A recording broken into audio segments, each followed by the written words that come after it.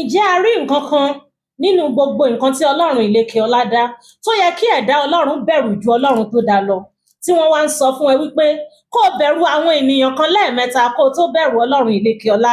Gbọ́ nǹkan tọ́lọ́run sọ. Gbogbo ẹ̀dá tó bá ti ní ọ̀rọ̀ yìí lọ́kàn pé wọ́n ní kóun bẹ̀rù àwọn èèyàn kan lẹ́ẹ̀mẹ́ta kóun tó bẹ̀rù Ọlọ́run ọba lẹ́ẹ̀kan tó dẹ̀ jẹ́ mùsùlùmí, ọmọ àlè mùsùlùmí ni ẹ́. O ò dẹ̀ ní irun, o ò ní ájì, o ò ní umra, o ò ní ìbádà kankan.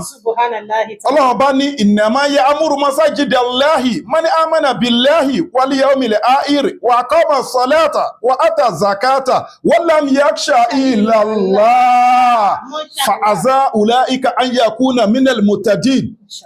Ọlọ́run bá ní àwọn tó ń fẹ́ kó máa kírun fún wọn Ọlọ́run ọba tí wọ́n lẹ́tọ̀ọ́ láti wọnú mọ́ṣáláṣí òun Ọlọ́run ọba, man amana billahi yóò nígbàgbọ́ sóhun Ọlọ́run ọba, wal yawmil akhir yóò nígbàgbọ́ sọ́jọ́ kẹyìn, wa aqama salata yóò máa kírun déédé, wa ata zakata yóò máa yọ sàká, wa lam yakhsha illa Allah. Àwọn eléyìí wọn ní bẹ̀rù nǹkankan, wọn ní bẹ̀rù ẹ̀dá kan àfọlọ́hun.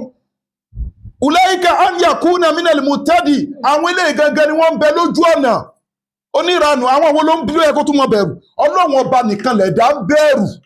Mọ́ bẹ̀rù nǹkan kan tí nǹkan bá ranjú mọ́ ẹranjú mọ́ nǹkan náà. Dúró tọ́lọ́run ọba tán. So àdúrà wa gbà o. Ọlọ́run ọba nìkan ká gbára lé, kò sí nǹkan kan tó ń bẹ níbì kan o. Ọlọ́run ọba ló ń bẹ gbogbo bí.